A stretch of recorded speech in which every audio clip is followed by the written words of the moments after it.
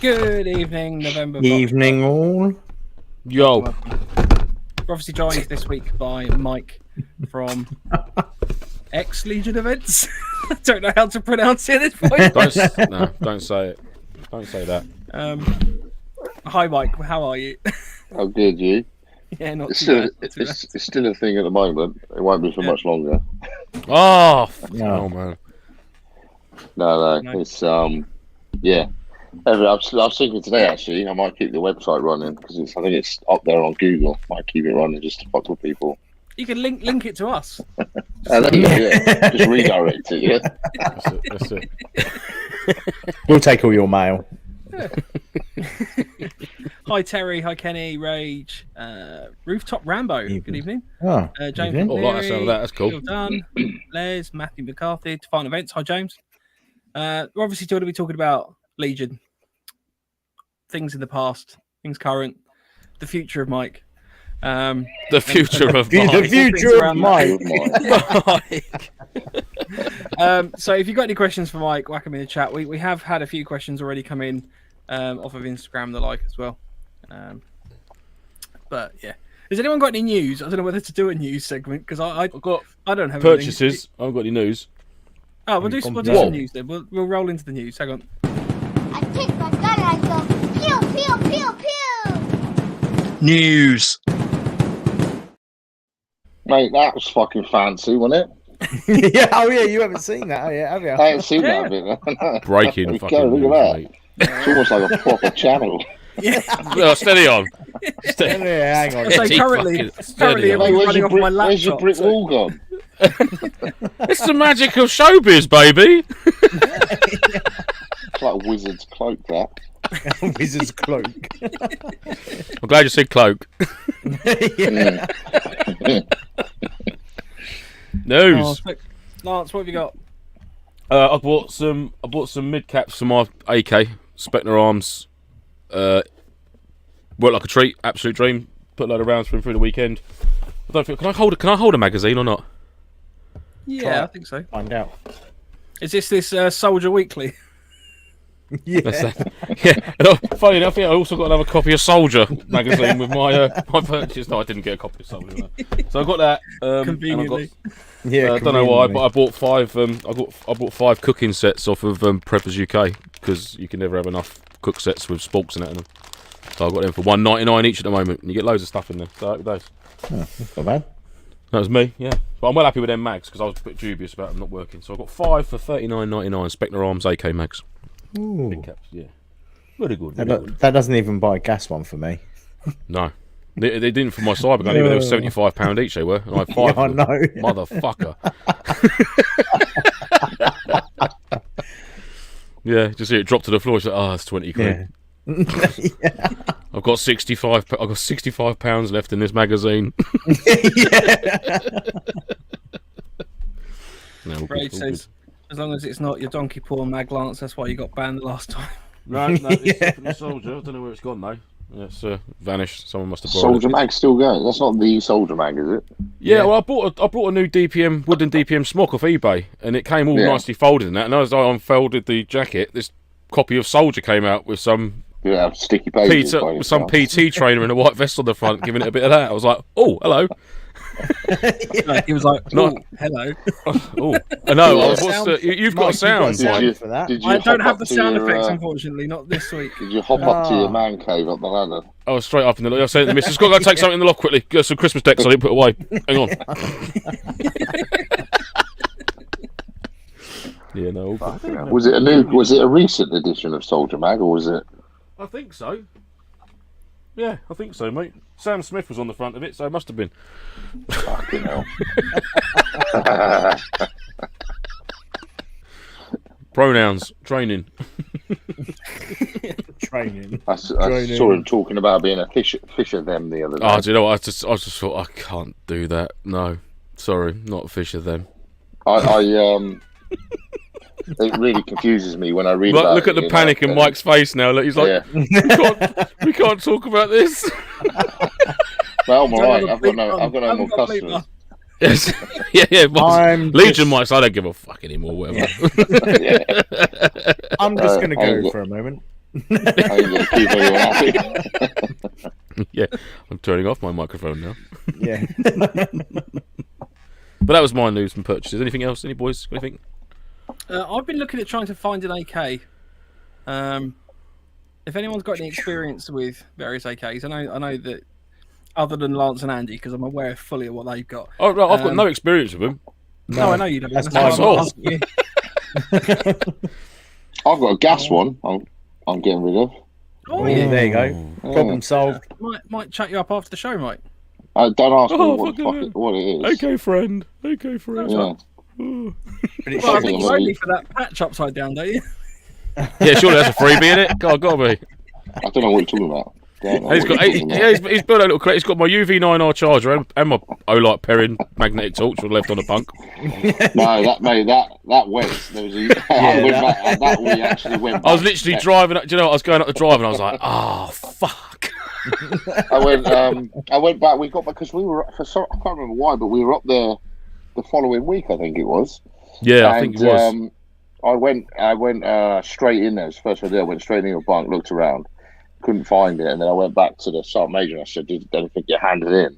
And he went, "What was it?" And I told him what it was. He's like, yeah, and you'll he be said, fucking lucky. Yeah, he literally went, "There was a unit in there that, like 2 hours after you left. That's got long." Yeah, that's well gone. I bet he laid on that bunk and went, oh, you motherfucker. Like that. Yeah. Yes, mate, and it works. Oh, well, never mind. Live and learn. Don't buy magnetic torches because you fucking leave them stuck to shit. No, He's supporting the troops. Shit, that's the answer. I was sweeping up. I was sweeping the bunkhouse up, wasn't I? I I was forgot. doing a good deed, and he left his kit behind. Yeah, Forgivable if you're doing a good deed. that's it. I was cleaning up after that messy fucker there. Snoring all night and leaving mess. Yeah, to be fair. That was actually, yeah. I'm quite glad that was my last long walk because it was the last time I slept out under the canopy of the stars when I could have been slept in a nice warm bunkhouse, but because of the snoring, literally sounded like a fucking pig had its throat cut. I had a cold or something. There was something wrong with me that weekend, and honestly, I could just not stop sleeping. Like at one point, we were sitting in the briefing room, and That was so funny. Oh, I yeah. properly dropped off and started snoring in the middle of the meeting.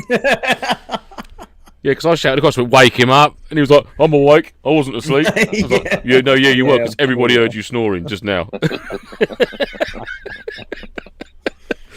Yeah, priceless, man. We had a question coming from Gully Airsoft. Can you ask Mike what was the dumbest thing someone has ever done at one of your events that really pissed you off? The dumbest thing. Fell asleep in a briefing.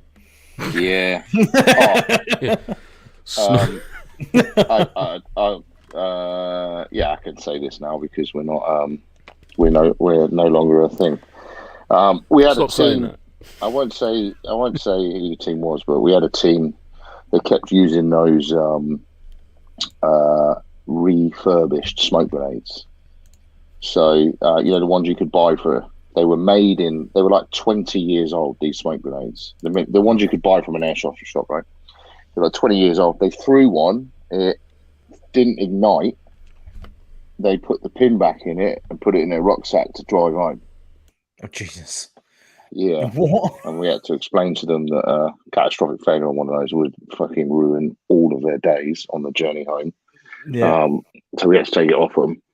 That was probably, I think that was the dumbest thing I've ever seen anyone do, and that was pretty special. And then along funny dumb, which popped up on my newsfeed the other day, some I'm part of some various groups for like private military contracts and stuff like that, and then one of them posted a video of Urban Reaper popping off the EG67 in his hand because he pulled the pin on it, and because it doesn't fizz, the little Enola Gay grenades, he looks at it and he shook it and then it went off in his hand. Oh, whoops. Yeah, that was funny. That was dumb on a funny level, but yeah, the dumbest thing was the smoke grenade. I think, if off the top of my head, that's the first thing.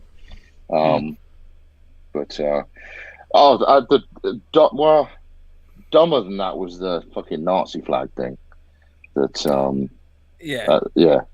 Oh was yes, I probably remember the that dumbest incident. thing. I don't think I was there Yeah. for it, but I definitely heard about the aftermath. Yeah. Christ. That I mean, I think and I then missed yeah, that one of the dudes started threatening us with legal action because we banned him, and just like fucking go for it, my friend. Yeah, crack on, you fucking idiot. Yeah, I mean that pissed me off.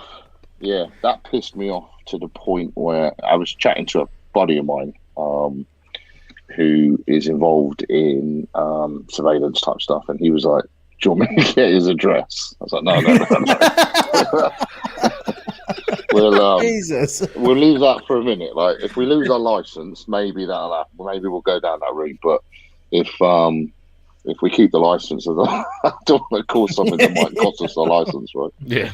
So, but yeah, that's probably the thing that infuriated me the most, and their reaction to it as well. The way they sort of tried to play that down, like it wasn't, it wasn't anything serious or thing, was probably the thing that pissed me off the most. Well, Yeah. I thought when you mentioned smoke grenades, I thought it was going to be I can't remember the name of the guy, but the photographer who someone lobbed a like mil-spec smoke grenade into his camera bag. yeah. That was pretty bad. Oh, Oh, I thought it What was was smoke that? grenade with you, Mike, when they just had all the fucking buildings reboarded, and in the brief is whatever you do, don't throw smoke grenades in the buildings. And the first fucking hand grenade he threw just bounced off the window frame straight back. straight in. And I was Yeah. going to run out. He was like, I'm so sorry. And he's kicking it across the floor trying to pick it up. Yeah, no, the one that Mike just mentioned, that was I can't remember. I forget his name. I forget his name now. No, it wasn't Steve. I want to say it was Ed. I can't remember now. He was a friend Call him or someone that that Sai knew. I didn't really know him that well. Well, I didn't really know him at all. But he, we did sort of say to him, "Don't leave your kit lying around because something will probably happen to it." And he had in that bag, I believe, he had a vintage lens as well, like a $5,000 vintage lens that was rare and couldn't be replaced, and it was irreparably damaged, I believe. He had to, it was gone, it was fucked. So someone he left his bag on the inside of the little PB on the edge of the village as an attack was launched. And then someone launched a mil smoke over the wall, and it landed on his camera bag, his lens bag, and just cooked it. Melted his bag and stained his his vintage camera lens red. Oh, why would you take that to an airsoft site? I fucking don't know. No, I remember he came out, he put a thing, he looked like he was going to cry, and I think it was Sai.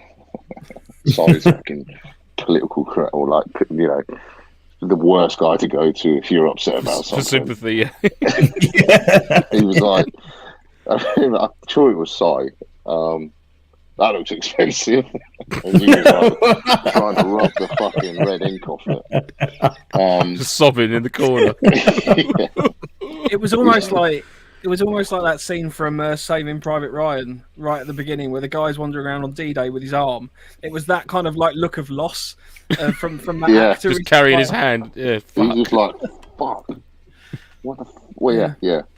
But yeah, from what I understand as well, he wasn't able to. I think he had to claim it on insurance. They couldn't repair it, or it was so old that there just wasn't replacement parts or anything for it. It was too far gone. So, fuck. That wouldn't come out of the house. Yeah, I wouldn't take it to an event like that. Not something that valuable. Don't take that. Well, then there's 10 grand nods cutting about. So it's He took good pictures. He did take some good pictures. Yeah, good pictures. Yeah, just that lens got a permanent filter on it now. Proper vintage. Rage would like you to elaborate on the Nazi flag. Oh, just some dudes took a fucking picture of them doing a Nazi salute, holding a Nazi flag at one of our events, and then put a social media post up saying they were doing ethnic cleansing missions, and it was a stereotypical Instagram fucking douche nozzles trying to generate drama for likes, and then we named them as a band players, and one of them. I won't say his name. I can't remember his name anyway. But started threatening legal action basically because we banned them and we put them on a banned player. But there was misunderstanding with the way we banned players. I mean, that call sign, that was one of the first things that disappointed me with the sort of Milsim stuff was I remember from that call sign, this is one of the reasons why that call sign got banned before the flag thing happened, was I caught one of them pissing in the admin area of another team. So they were in the fob. And you got the little billets in the fob at Longmore. And then 20 feet away, you got Portaloos, right? Yeah. He was pissing behind their cabin in the admin area of another team. And I said, What? Yeah, I said, what the fuck are you doing? There's toilets over there. He goes, he got really pissing, excuse the pun. He got really pissy with me. And was like, well, I thought it was hard routine. I was like, are you fucking stupid? There's Portaloos literally over there. Like, yeah. Did he go and dig a hole next to him and shatter it? Do you think when we're deployed on an op, if there's Portaloos there, we go, oh well, we're deployed, we must piss in the fucking against the wall and shit. No, we use Portaloos, you fucking moron. And it was just like his complete shock that I pulled him up on it. And he was part of what was supposed to be a fucking switched on team. But, oh yeah, definitely. I mean, yeah. I was like, super duper, innit? Super fucking duper. Fucking super duper in a special way.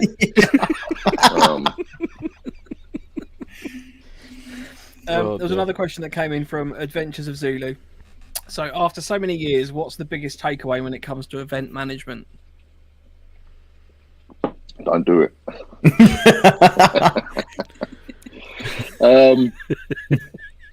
I'd say if anyone was thinking of running events, you've got to have a really thick skin and not get too upset by people, because you will never ever please everyone. Never please everyone. Fucking pick faults in something. And then it's fucking hard. It's hard graft. But it is fun. There's some good times. You have good times and then bad times, obviously. Like for us, seeing regular faces, like you guys and the other teams come along. But then there's also frustrating times as well, right? So you give a simple briefing to 10 people, and it turns into the most fucked up thing you've ever seen. I think that's the worst. I'm not sure if he's eyeballing me there or not. Well, Yeah. fucking all of you. Just looking off camera for a second. All of you. Just gonna read some emails on it. The best example of that, and this will probably stay with me forever, is telling the Op4 guys, I think, and Big Nick was involved in this. Big Nick was involved in this, I think. Nick, if you listen or you see this and you weren't involved in it, I apologise, but I'm sure Nick was involved in it. And I said to him, right, guys, I want you to launch a massive assault over the train line, but don't just fucking come running over the train line like Zulu, because that will be dumb. Just like stand there, give a fucking cheer, let them know, let them see you all, and then disappear back behind and launch your attack, flanking them, etc., etc. 10 minutes later, the entire Op4 team comes running over the fucking train line, screaming, and they all get gunned down in the field. And I was like, I think I've got video footage of it actually. Yeah, one job. And then I'm like, I think you can hear me go, what the fuck are they doing?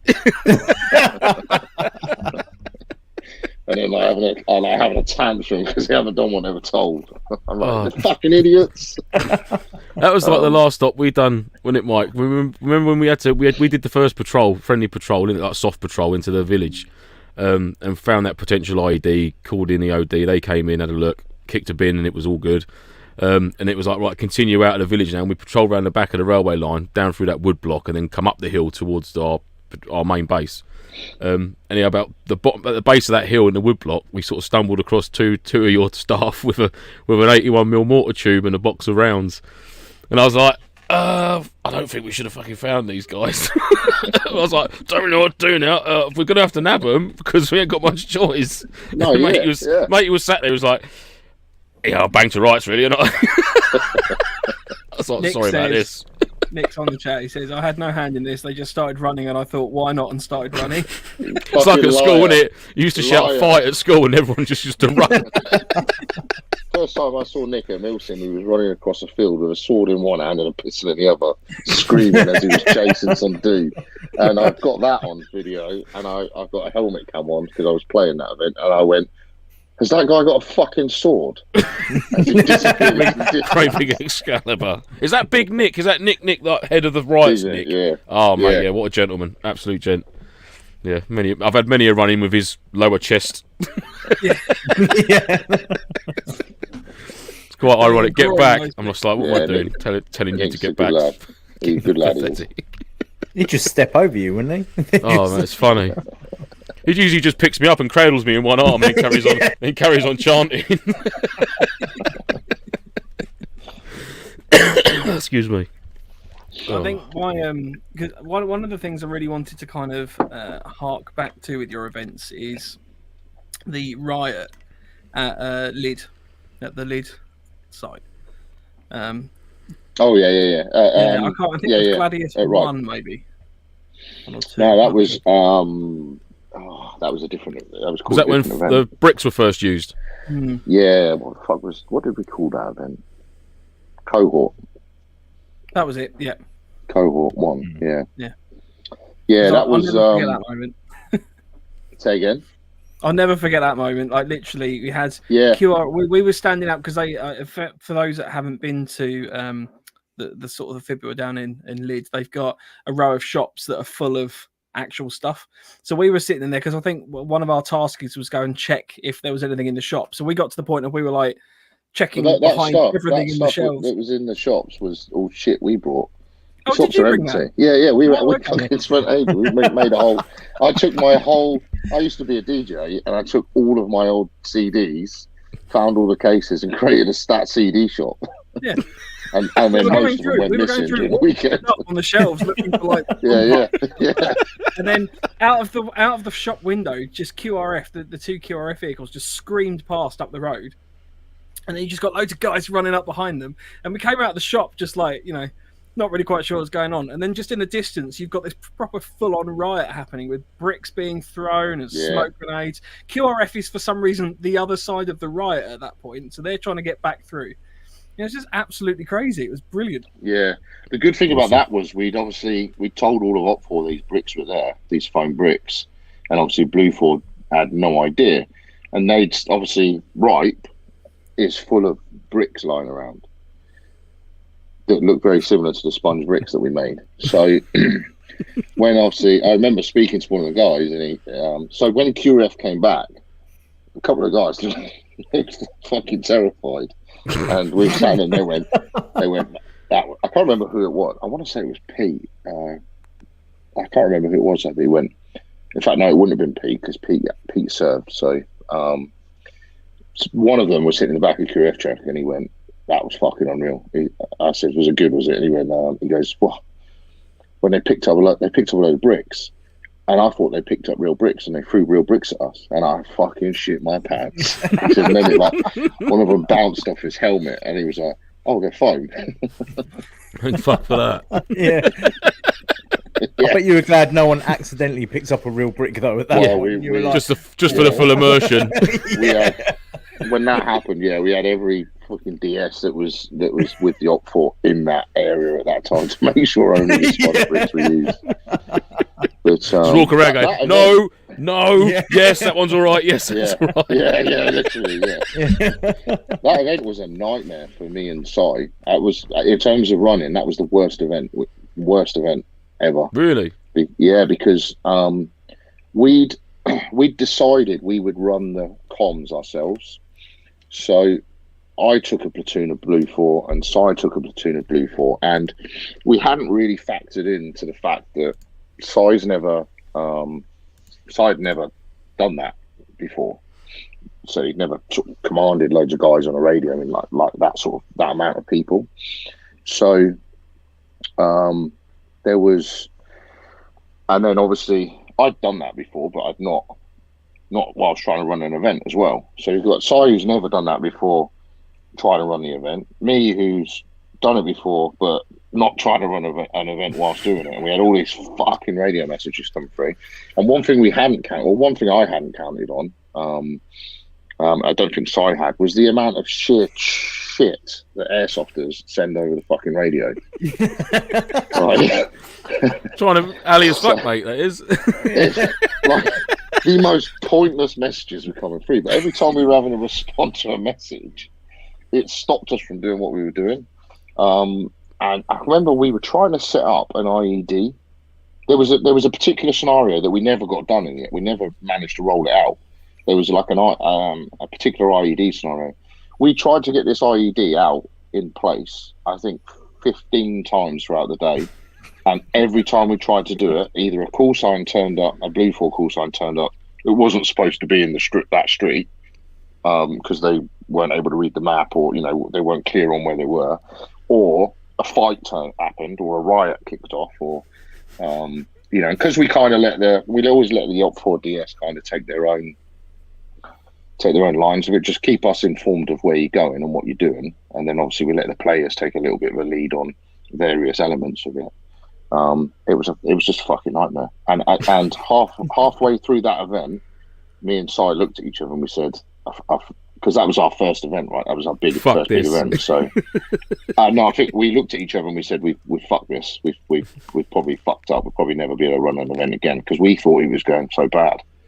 And then it was at the end of it. I remember I was standing there saying goodbye to him, and I think Si was packing up his shop, and everyone was like, "Oh, fucking wicked day, thanks." And I sort of walked in and I went, "You ain't going to believe this." They loved it. Got something really funny to tell you. Listen to this. Yeah. But then we were like, everyone was like, "Oh, you're going to run another one?" And the first thing me and Si sort of, it was almost like we looked at each other and said it at the same time, like, we need someone in to run the comms because fuck that. We're not doing that again. And then, so that event from an organisation. Oh, and then some of the players helped tidy up, I think. And some ammunition got picked up and put in one of the black bags. So they had to call EOD out for the fucking trash unit. Oh, fuck me, like live rounds or blank rounds or something. Yeah, so live blank rounds. So, whoops. Whoops. First event.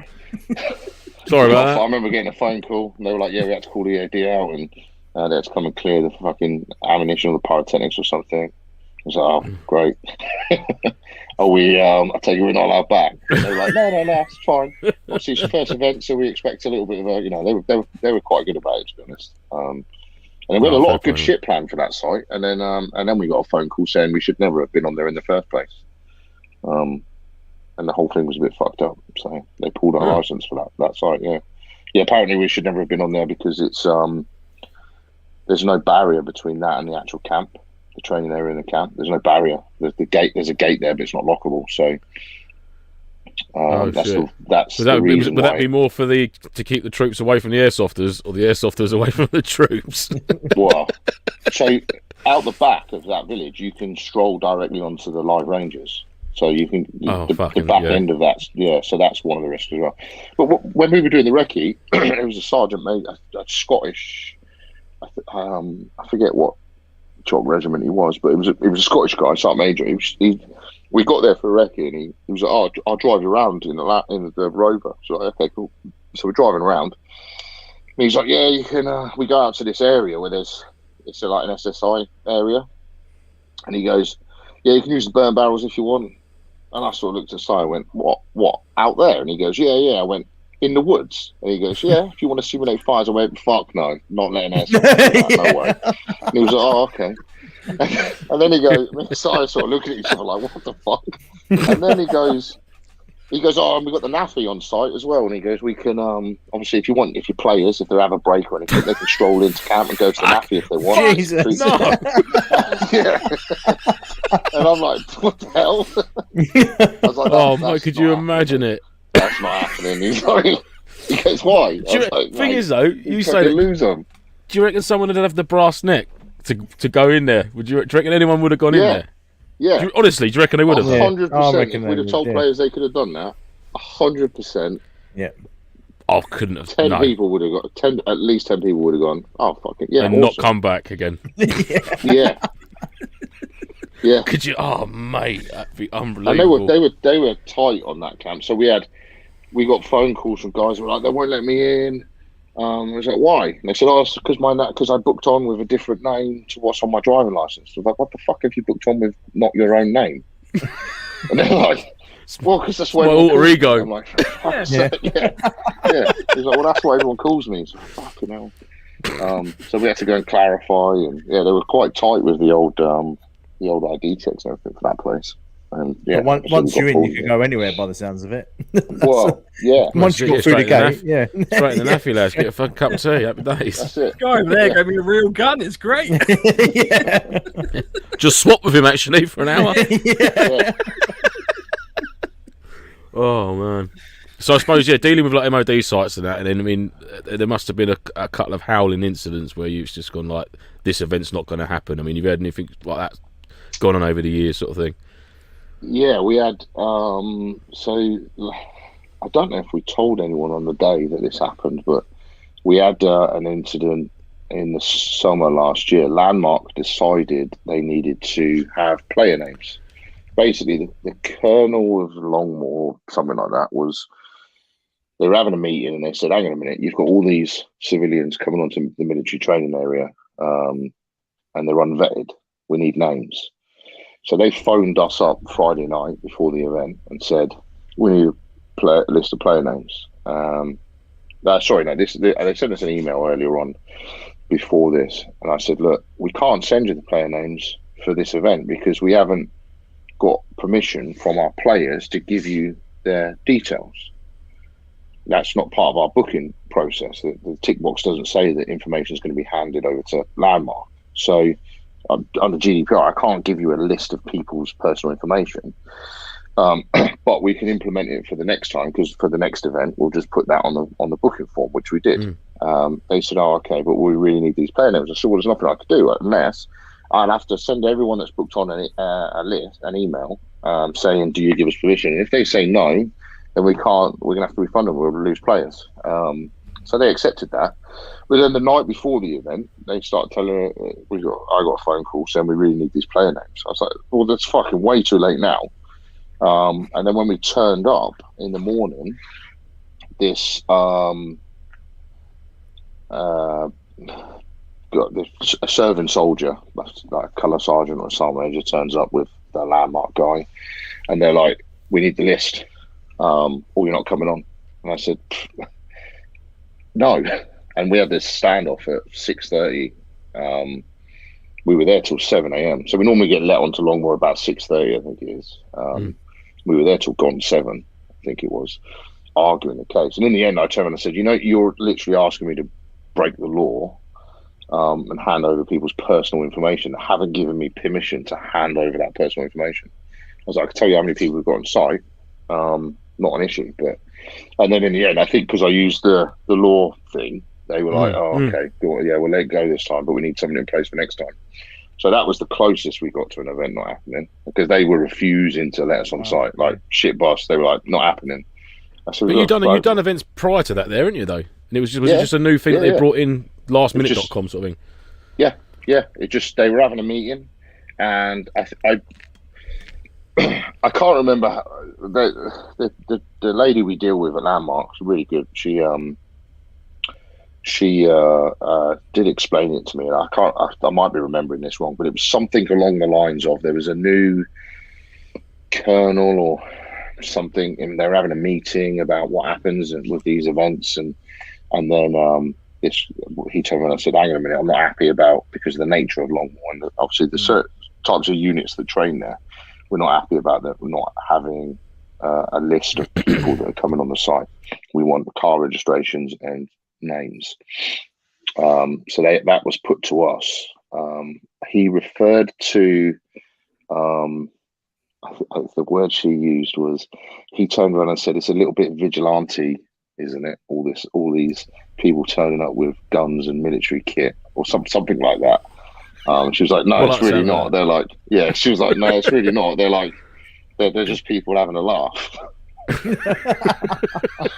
Vigilantes are on the base, lads. It wasn't. Do you know what? It wasn't. It's a term like vigilante, but I can't remember what word she used. But yeah, that was. We were really late opening the gate that day, and I think we just told player that we just had a bit of an issue getting on site. And that was it.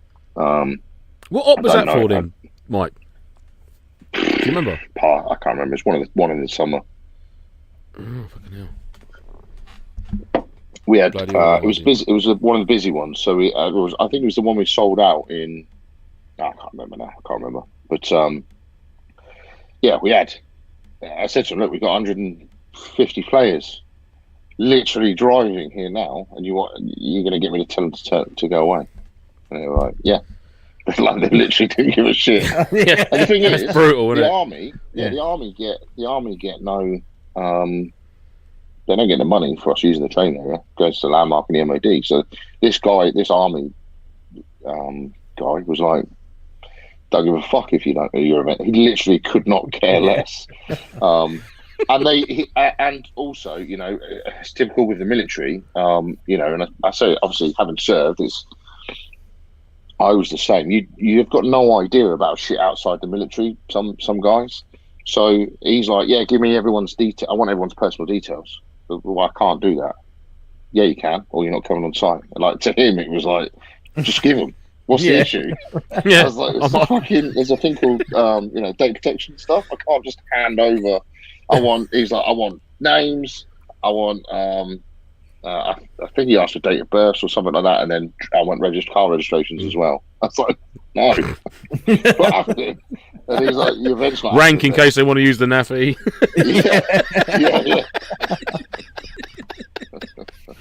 Oh dear. What's one of your most standout moments, I guess, then from an event? So we've talked about, like, there was obviously the question about sort of the dumbest event. What would be your proper pinnacle highlight? Highlight. I know what it is. It's when I took him in some barbecued pork belly on the Friday night. That was fucking good. That was good. Say no more. I did get a bit greedy and ate it before he cooled down the Burma mouth. Yeah. I did hear that as I was walking out. I spent the rest of the weekend with a sore mouth. Like literally took all the skin off the roof of my mouth. Yeah. Stan, what's the best bit? I think that, do you know what? There's one of the best. The whole reason my whole aim with the events was to create those holy fuck moments where guys are like, it wasn't really about playing airsoft. I couldn't really give a shit about the airsoft side of it. It was more about the experience. So I think for me, when we had guys coming around and going, fucking hell, you know, that was intense. That was fucking awesome. I think there's a few sort of standout moments. One was the river crossing we did at Bramley. That was good. The tab in there, that was nice seeing that. Although the drama leading up to that was ridiculous. Yeah, people thought we were going to run them through the fucking River Thames or something. That's the amount of fucking hell, honestly. And then the extraction afterwards at the end of that event. Seeing at Bramley as well, actually, at that event. I remember getting to a corner, there was a bit of an engagement going on. So the Russians had the technicals on that with the blank firers. There was a bit of an engagement going on in a corner, and I remember walking up. So I was playing the in-theatre commander, and I'd come out of my little fucking hole I'd been hiding in all weekend. And I remember sort of running up, pretending like I was on dodging bullets myself. And I got maybe 50 meters away from the corner, and I just see two entire call signs come bundling round, tripping over each other, diving on top of each other, and one just screamed, "It's the fucking Russians!" Like, with complete fear. And then I think it was Nick on the gun, rock up on the fucking back of a pickup and just start laying waste to everyone with a 50. I think it was the 50. That was pretty cool. That was fucking awesome. Yeah.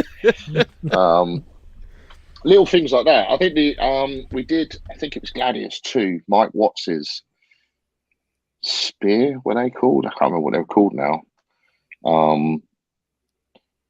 I remember going into there, and we'd intended for them to be it to be a bit like fucking Benghazi from, and they got sieged basically, and we couldn't, because of the way we'd sort of pushed the op4 out, they couldn't be resupplied, and we kind of wanted them to run out of ammo and get saved at the last minute or die in there, and the QRF rocked up, and then the QRF got taken out, and the insurgents jumped on the truck and turned the 50 cal on the QRF. And I remember seeing Ben Hidden just turn around with a look of complete fear on his face, like they had a real 50. And he turned around and he was like, "They've got the 50," and then he like threw himself down because they started opening up. And of the guys as they came out of there, Mike was like, because we'd set up we'd set up pyrotechnics all around the perimeter as well for that. So we were setting off incoming mortars, but they were charges dug in the dirt. I think Nice. Mike was in a Sanger, and I'd set one up intentionally that dirt would fly up in front of the Sanger, and I saw him. We set one off, and I saw him poke his head up. And as he poked his head up, I set the other one off, and he fucking nearly knocked his fucking helmet off. So I think there's a few. There's loads of bits actually that were good. But I think the main joy I got was chatting to the guys afterwards and guys being like, and hearing the fucking hell when we were fucked and we managed to pull it out sort of thing. Yeah, I mean, it's one of your events. So you'll always leave there knackered. I always came home fucking absolutely screwed and just crawled into the fucking house. And I always wanted to have. For me, it was more about not even sitting there thinking how good it is at the time, just being fucked and running through it and being put through scenarios and stuff. And then at the end of it, after a couple of days later, sitting there and looking back and thinking, "Fucking hell, actually, that was good." That was the aim. That was the aim anyway. I know, like the Sartorius we did with what's this fucking name? Charlie Gaines's lot. They did the OP. That was nice. They did the OP. And then we got back in and they did Kazovac with Luke. We had Luke get blown up. That so that you know about that scenario, right? Where we had they were doing we had an OP. They were looking for a dead letter drop. We had them in an OP at 1 a.m. We were established, and then we collapsed the OP at I think it was 9 a.m, 8 a.m. And the OP was out on the main training area. It wasn't in Longmoor training area. It was out on the main training area. We got permission to go out there and do a scenario out there. So we tabbed out. We did that all under night vision. It was good. The guys got loads of surveillance pictures of little Dan picking up from a dead letter drop. And then we patrolled in, and we were supposed to meet Luke, who was an undercover agent that had been rumbled, basically. But the baddies had figured out where he was and planted the device. And I made the device, and I think it was Nick, one of our DS, was in there when I set it off, or when he set it off, sorry. And the response I got back was, "I think you might have put a bit too much powder in that one."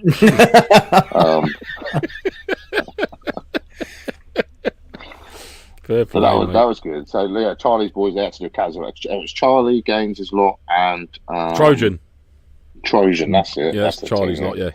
And then Billy, Red,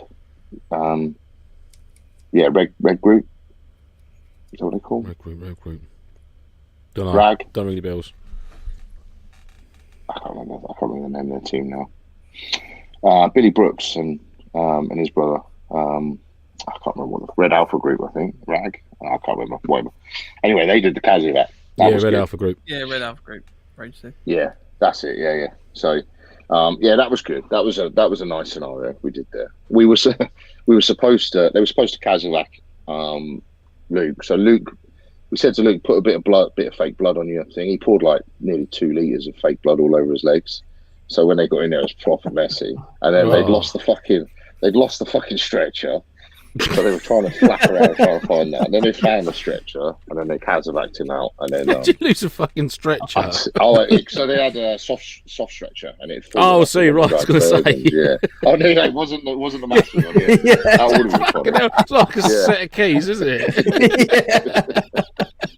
No, it was the. I think it was the soft one. So then they got that, and then we were supposed to casevac. It was about.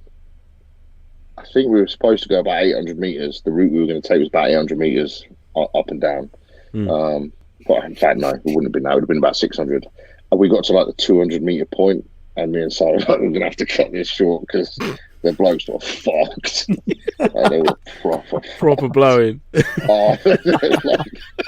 we got that. We changed it on the fly. We changed the pickup point. They wouldn't have made it. I mean, they didn't stop. Fair play, they didn't stop. But yeah, they were fucked. They weren't going to make where we were going to eventually send them. So yeah, nice man. Yeah, I think there's so many good sort of memories I've got, to be honest. It's all the, like you say, it's little snippets you take from different events, isn't it? Yeah, sort of make it good for me. I mean, I've got fucking reams and reams of them, little tiny little experiences, tiny little moments, or something someone's done or said or something. You just think, oh, that's pucker. That was, love that. Always good, always good. Yeah, there's so many good events. We've had so many good sort of teams and groups come along to the events, and that's what sort of made most of the events was the players, some of the players. We've had some absolute bellends, so obviously as well. But again, that makes the events, doesn't it, as well? You got to have them. You got to have them. Yeah. I would say, I think I was chatting to Luke. Luke Eustace the other day, or the other week actually, and I was saying that you get the mix of airsofts. You get a small percentage of guys that turn up. They'll do what's asked of them, and then they'll make a decision at the end of it whether or not they think it's good based on all the stuff that they've been through. Then you get a portion of guys that kind of listen to the briefings, and then they'll kind of half-heartedly do, and then they forget what they've been told. And then you get a bigger portion who just don't listen to a fucking word they're told, make it up on the fly, fuck it up, and then just cause carnage. That's it, yeah. End up going rogue. I'm going to go over there. That looks fun. Yeah. Ooh, I hear shooting. My favourite one is we had a call sign on the Blue for once. They didn't do a single tasking that we asked them to do. They kept sacking everything off within 15 minutes because they were bored or they thought it was shit. And which meant they missed every scenario that we had planned. And then I remember speaking to one of them at the end of it. And to be fair, they were receptive at the end. I said, "Oh, guys, you haven't actually done the fucking event. You've done your own thing. You can sit there and say to me that you thought it was shit all you want, but you haven't done the event. You've done your own thing. So that's your fault. You haven't listened to what we've told you to do. If you'd have listened to what we told you to do and still thought it was shit, then yeah, fucking fair enough. Yeah. But yeah, what can you do? Well, this is it. This is it exactly, mate. Exactly that. Yeah, you can only do so much, can't you? Yeah. I've got little patience for people that won't do the event and then bitch about it, You got to put just as much effort in as what the organizer has to get out. Sometimes we get it wrong. We always hold our hands up when we've got things wrong, and sometimes people don't enjoy it. Not everyone's going to enjoy the events. We've had events where people have been like, that was fucking terrible, and then the other half of the group have said that was fucking amazing. We're never going to please everyone, but you can't. Yeah, I can't do anything with a complaint of the event was shit, even though I didn't do your event. I just did my own thing. Yeah, there's nothing I can do with that. So, and Si's got even less patience for that sort of stuff, as you probably all experienced or seen. It must have been Si then. Thinking back, it must have been Si who was on the mortar then for the Op4 that we sort of stumbled across by mistake. Well, there was two guys there. Oh, it might have been actually, yeah. Because I think me and Si were with each other when that happened, And I Because got who was our OC back at the Luke. PB? Luke, Luke. that's right. Yeah, because I got on the net to him to tell him, and he was like, Yeah. "Oh, fuck, okay, yeah, I always yeah, you should nick them." Yeah, I always have a Blue 4 radio, and Si will have an Op 4 radio. And then I remember, I'm sure we were standing next to each other talking about it. I was like, "Oh yeah, it's fucking mortar." And then they came over the net. Yeah, caught 2 guys with the mortar. And I remember looking at side. I was like, "Who did you send to fucking take that mortar out?" He's like, "Well, that's purely that, by chance, mate. Purely by chance. Yeah, but that's fine. Stuff like that's fine because you know, we can work around that. That's not an issue. That stuff's fine. You know, because that's going to happen in. You know, you're going to. It's like a proper Hamlet moment, though, because they're both just leaning up against a tree, you know, got box of shells, big tube. And we're like, waiting for the green light to start firing. Like 14 of us. Yeah, because that was the event we had the biggest call sign there. There was like 15 of us in our call sign. And we just like extended line all the way down through the woodblock. And he like looked round the corner of the tree. He was like, "Oh, fuck." And it was hot as well, wasn't it? I remember. I think I want to say it's Woody. I might be wrong. I remember when they came back and when we eventually speak to him, was like, "What the fuck? You had one job to do." And he was like, "Mate, there's nothing I can do." What do you want me to do? It was good. But they've been brilliant. The events, the Legion events, have been spot on. Every one I've done have been absolutely blind. We've been the ones there. They've been pissing with rain. I mean, what was that? Was that Gladius 3 or 2? Yeah. And it just did not let up, did it? The entire weekend. I was so wet that entire weekend. Not in a nice night. Definitely not in a nice night. Not in a nice way either. But yeah, even still, then, you know, even after getting soaking wet all weekend, it's still a brilliant event. Do you know what I mean? It was just spot on. That was when we got QRF'd out to the sand fob, wasn't it? The Alamo. Mm-hmm.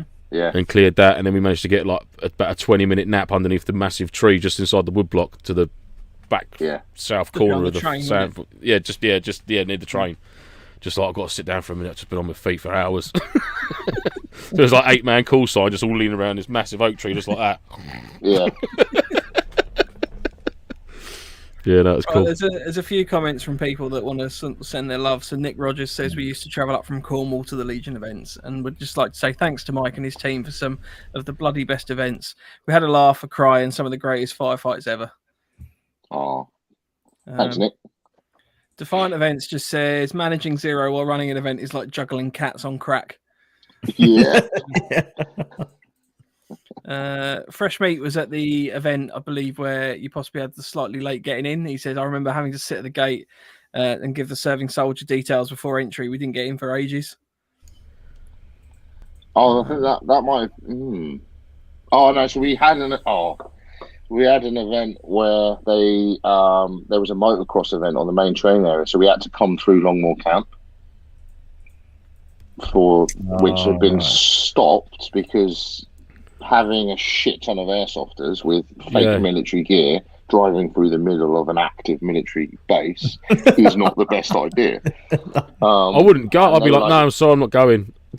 Yeah. I'll wait in the services across the road for you. To set this up. And they said, oh, can you... I said, well, where do you want us to sort the cars out? Because obviously we get guys turning up. And they said, oh, you know, just... as long as they're not blocking the road. So we had to send people to the car park across the A3, which could hold like 8 cars. So that was a fucking nightmare. And then they got, I could hear all this shit on the radio, and I'm just like, fucking hell, this might be the last event, guys. Fucking hell. And then we got the guards gave up. So the guards were supposed to count all the people coming in, and they gave up. They gave up, right? So one of our DS, I can't remember who it was, but one of the guys that was doing traffic, bringing the convoys in, said, "Mate, they stopped fucking counting cars halfway through." I was like, "Are you kidding?" He goes, "No, they walked up and they just started waving everyone in." I was like, "Fucking hell, they're supposed to be counting."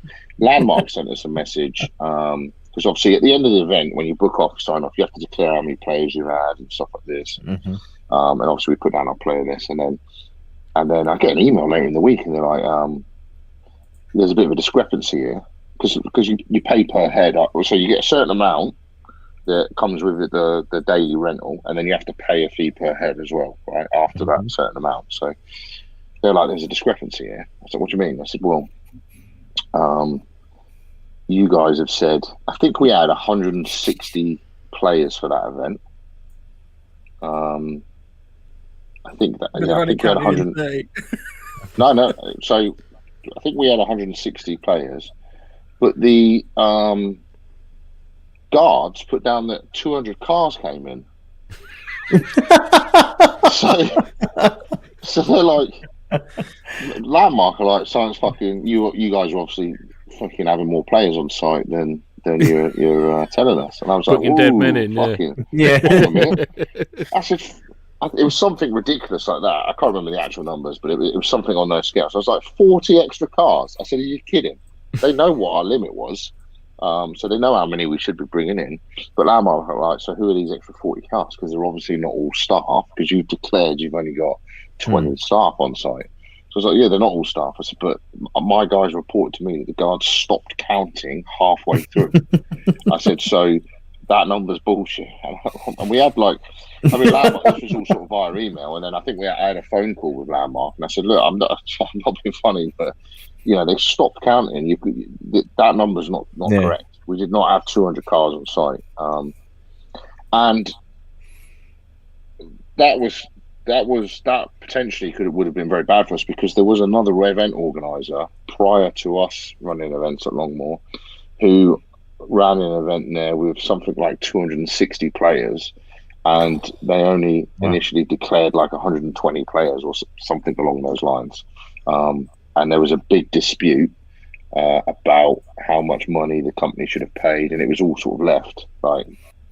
So that at that point it was like, fucking hell, man, they're probably not going to believe us because it's another airsoft company doing fucking, that's trying to. it's probably like fucking airsoft companies just always lying about their numbers and, you know, adding fucking 500 people on and this sort of shit. So but eventually they believed me, and I said, look, I'll get my guys to do a statement if you want, but they stopped counting. They weren't looking in the in fact, no, it wasn't cars, it was people. They stopped looking. So what they did, I think we worked out, they had maybe the right number of cars, but they counted 4 people per car or something.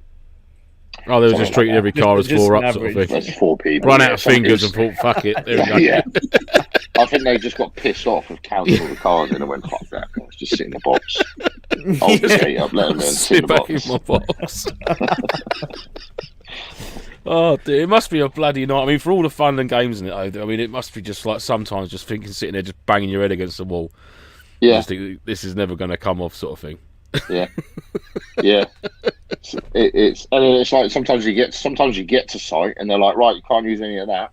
And you go, we've booked the event for that, and they go, yeah, we can't use it. So what the fuck am I going to do? Like, what do you mean? How am I supposed to run my event if I can't use the very bit that we've booked?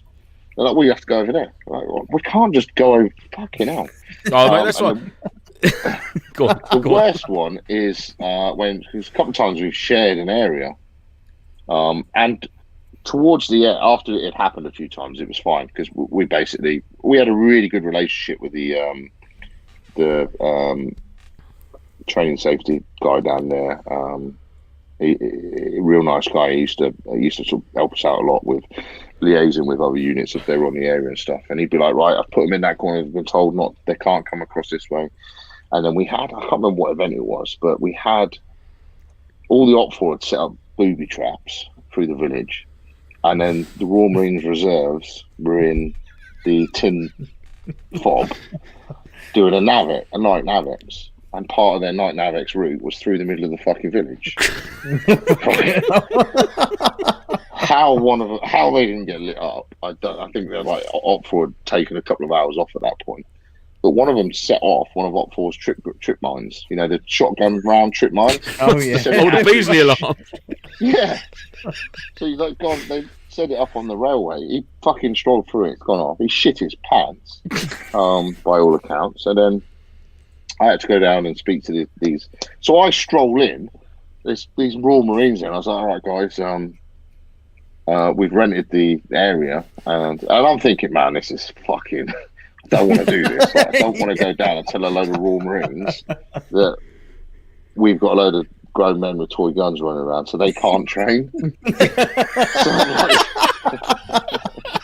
So I'm fucking strolling down there, like thinking to myself, How am I going to approach this? How am I going to approach this without just getting hoofed in the face and fucked off out the gate?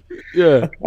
So I get down and I was like, all right, guys, is your head shed around? And they're sort of looking at me like, so I've got a fucking high vis vest on and that. And they're like, yeah, who are you? I said, oh, we're running an event on there. He goes, oh, right. Oh, okay. Yeah, I know who you are. Yeah. So I speak to, I forget who it was, like a sergeant or a colour sergeant and like a lieutenant. And I said, guys, look, I said, no, obviously you guys are military and stuff, but we've booked this area. And I said, you know, it costs a fucking fortune. And your guys are strolling through the middle of it. And I was like, as I'm saying it, I'm thinking, man, I'm just going to get told to fuck off in any second now. And I was like, I said, you guys are wearing the same uniform as one of our teams. I said, so, and they're strolling through the area where the enemy is. So it's quite. And then you heard a boom. I was like, they haven't got iPro on. And he was like, fucking right. Of course, yeah. And he goes, what do they need iPro for? I was like, well, we're using BB guns. And he sort of looks at me like, BB guns? I'm like, well, they are actually quite dangerous. And he's like, oh, right, okay. But then it couldn't have gone any better. They were good as gold. They went, oh, okay. They went, like, you pay a lot of money for this site, don't you? And I was like, yeah, fucking fortune. And he went, oh, mate, yeah, no worries. Look, we don't want to cause any issues with. And they actually cancelled their night nav events, so as not to interfere with our. So it went from my arse twitching as I walked in there to be absolutely fine. But fair play, man. Yeah, after that it just got better and better. And then I remember we went in there one time and they wanted to they started asking details about, because they'd seen the 50 cal and the 240 blank 50 and the blank 240 firing, and they were like, what the fuck, what's that gun you've got in that truck? Like, we haven't got those. I was like, it's not blank fire 50 cal, isn't it? He's like, how does that work? Yeah. Ball of moves right there. Yeah. Mate, that was a fucking great bit of kit, that was. But there's a few times the RML run exercise down there, they put OPs in those houses to watch what we were doing, and they had the guys doing OPs on the village and reporting back enemy the op-4 movements. Really? So yeah, it worked. So it worked out quite nicely in the end. Like once we sort of broached the subject, and there was a couple of times where they came through, because squaddies are like, when I was in, we used to have. I was down at Purbright. I remember guys had. I got to the unit and they were like, "Oh, we're gonna have a BB fight," and they all had airsoft guns from Wolf Armories.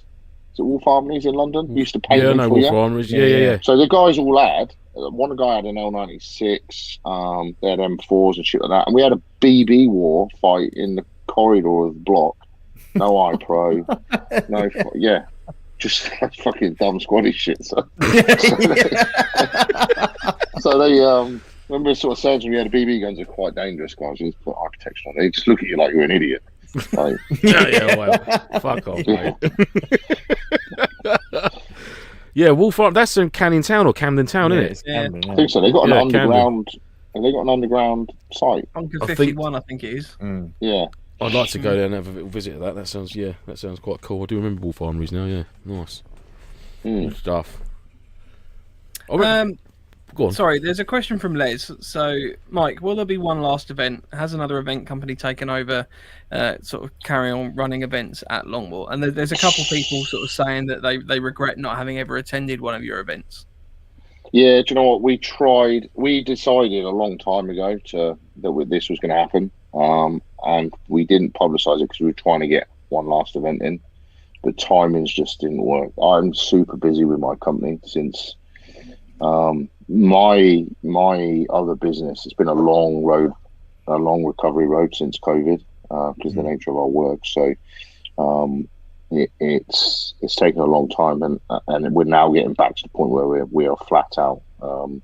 That's good, mate. That's good. Yeah, which is good, but it also means we haven't got time. Si's got other business interests as well. He's got other things he does, and we did try and get, and obviously we had options for dates at Longmoor, but they didn't work, and the other stuff that we kind of had, there was cancellations for that.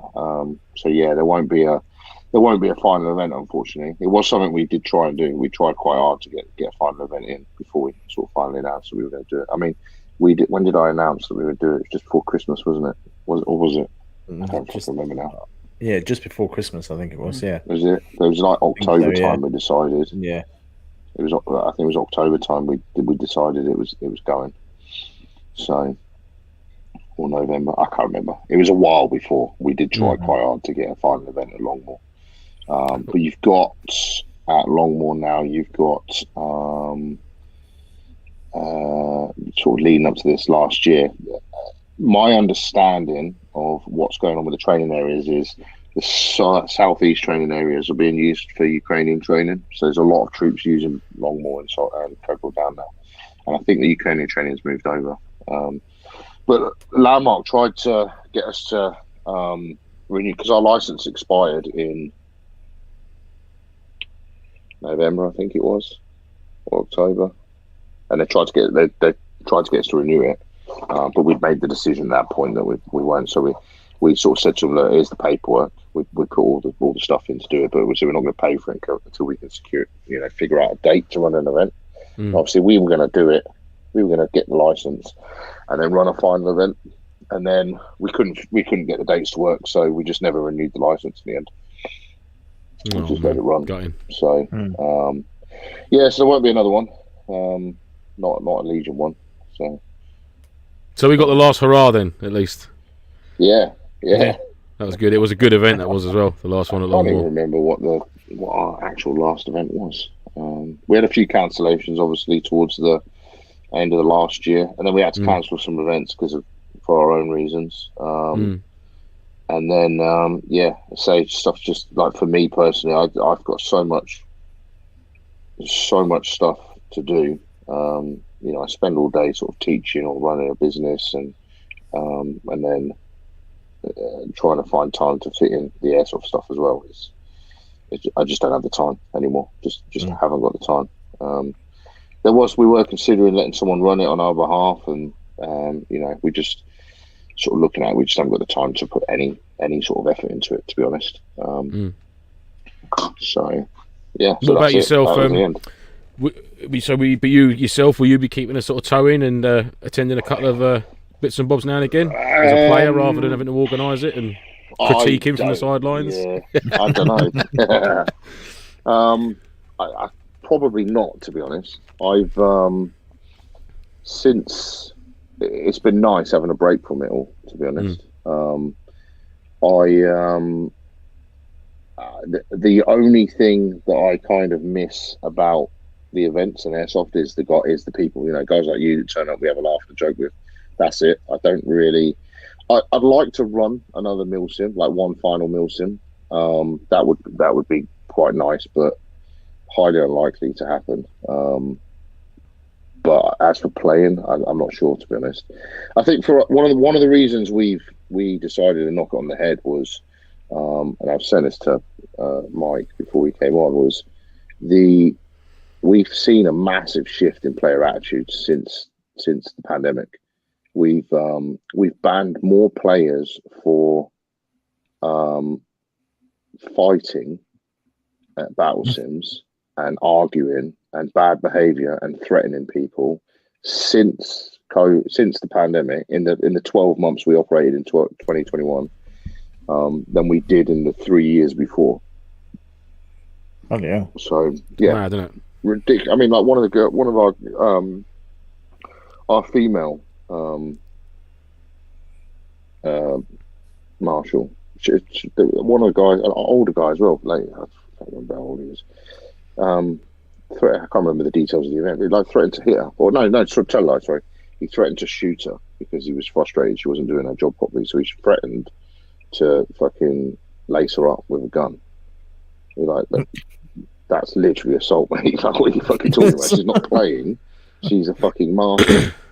I think the old pandemic and people being stuck indoors it's affected the people in a lot of different ways, isn't it? And obviously, like you said, there's proof in the pudding there, isn't it?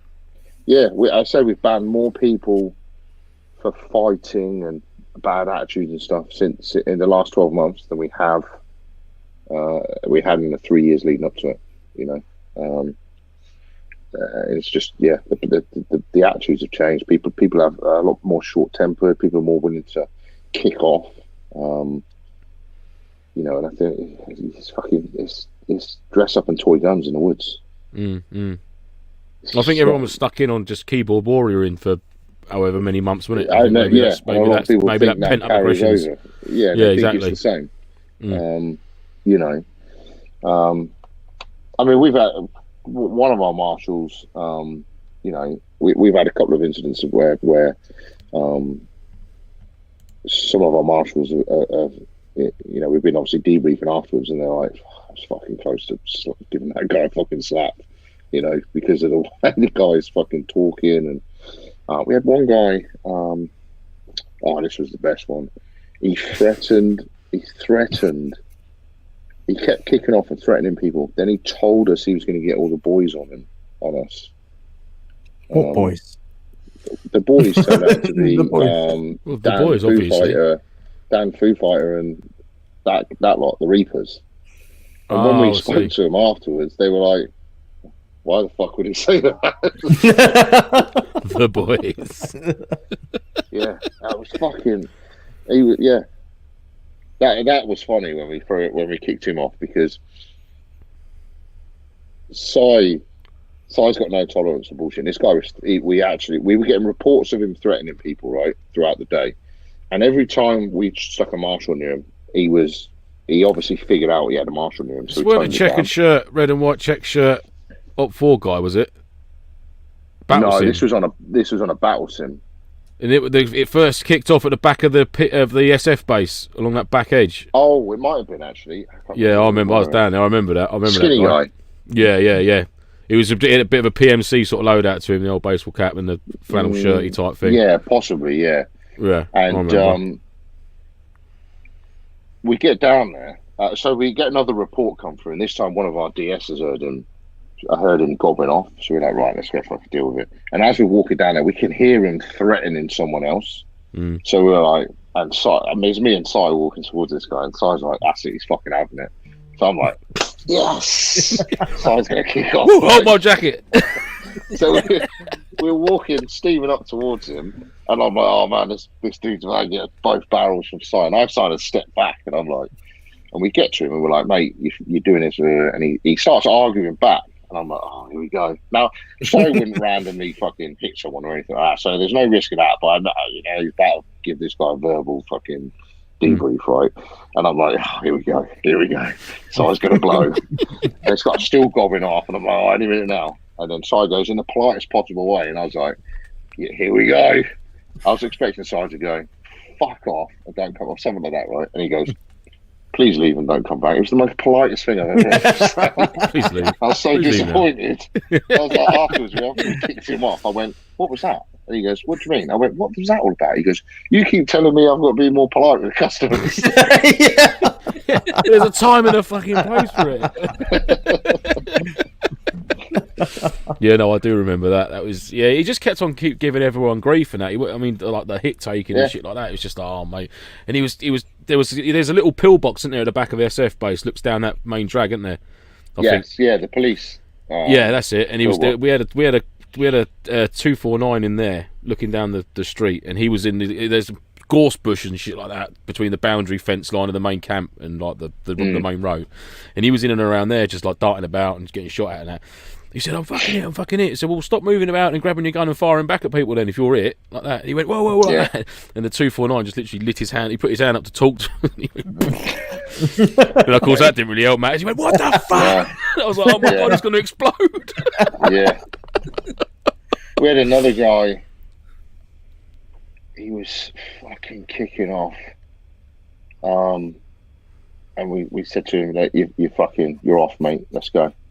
And he was sat down picking his cane. He goes, well, I've got a car that's blocked me in, so I'm going to take my time.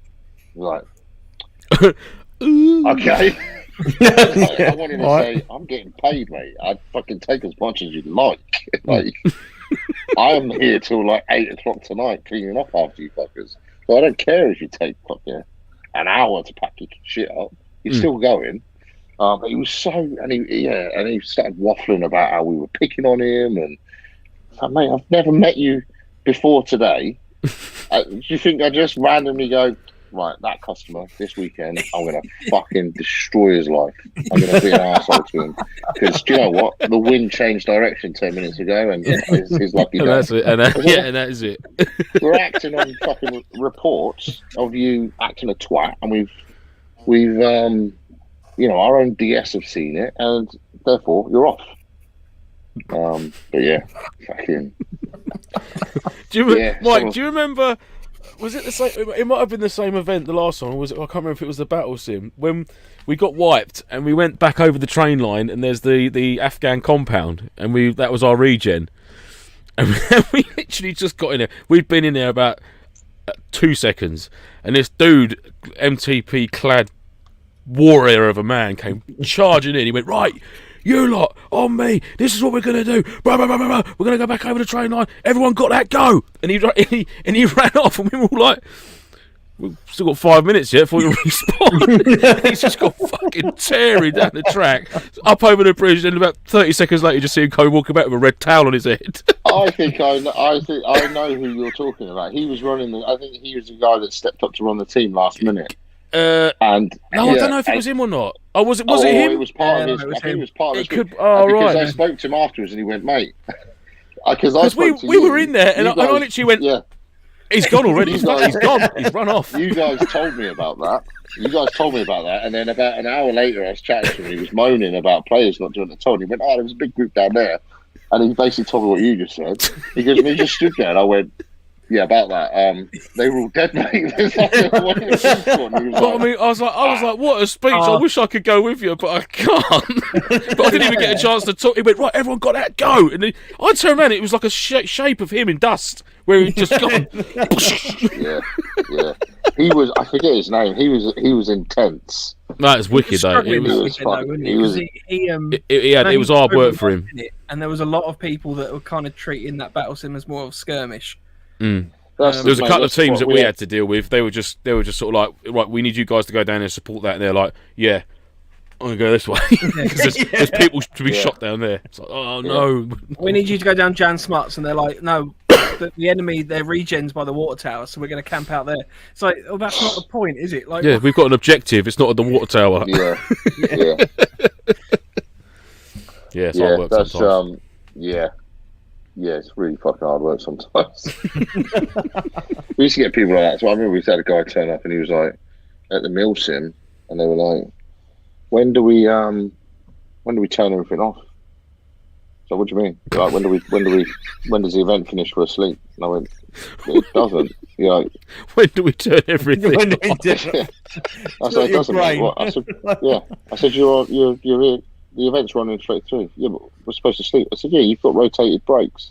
Yeah. He went, but that's only like 3 or 4 hours sleep. I was like, in blocks, like you're gonna keep rotating through. He went, yeah, but that's not much, is it? I went, if you were, that information's all on the website when you book the ticket. And he's like, yeah, but I thought that was just the storyline. It's just pretend. It's not real. Yeah. I was like, So that river crossing I mentioned earlier, that was one of the fucking best ones. So we announced we were going to do a river crossing. I wasn't going to tell anyone we were going to do a river crossing with those guys, and the only reason we mentioned it was from a safety point of view. We were advised to brief in case there was anyone that had issues with swimming. And then, holy shit, the rumour mill started. People thought they were going to go neck deep. I was like, man, you've got electric fucking BB guns. Like, we can't do a fully submerged fucking river crossing, can we? You'll come out the other side, none of your guns will work. And the deepest it got was mid-thigh. And, we had one of the girls, real nice girl. I can't remember her name, but she was a bit panicky because she's not a strong swimmer. And I was like, but then because everyone else was in her ear and she was seeing all this other stuff online, she thought I was just trying to play it down. I was like, trust me, you'll be fine. But I'm like, I know it's only mid-thigh deep. You don't need to swim. You're going to be surrounded by, we're taking you across in groups of 5 to 10, and we've got 3DS there, and it's only thigh deep, and it's not running very fast because it's in the fucking summer. So I was trying to, don't worry about it, you'll be fine. Yeah, but I need to know. Don't worry about it, you'll be fine. But I need to know, because obviously she was freaking out a bit, right? Yeah. So I was like, look, you're going to be fine. And then eventually I had to sort of spill the beans. I was like, look, it's not very deep. It's like, and she's quite short, so it was quite deep on her, but it was still fine, right? It's really right to my neck on me. Fucking good one, Mike. 5 deep. Just see your hat fucking floating down the river. Just be bobbing down the river on my Bergen. Yeah, fucking good one. Well funny. One of the guys messaged me and he goes, so I'm just wondering, can I bring trainers? I was like, trainers? He goes, yeah, I was going to bring some trainers for the river crossing. I said, what do you mean, trainers for the river crossing? He goes, well, put the trainers on to do the river crossing and then put my boots on when I got on the other side. I was like, What? Why? He's like, so my boots don't get wet. I was like, it's fucking summer. They'll dry in about 4 hours. I don't want my boots getting wet. Then we had guy, and then on that, me and Wooly tabbed in with them. I'd just done that charity walk as well, so I had my feet. I remember you doing that, yeah. So both my feet had sort of exploded from the that walk. Had a massive hole in one side of one of my feet, so I had to like literally gaffer tape my feet up.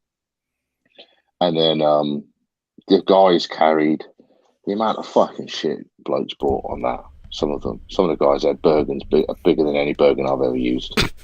Absolutely massive. For a 6-month tour as well you've been on. Mate. You're there, 24 hours you're there for I swear.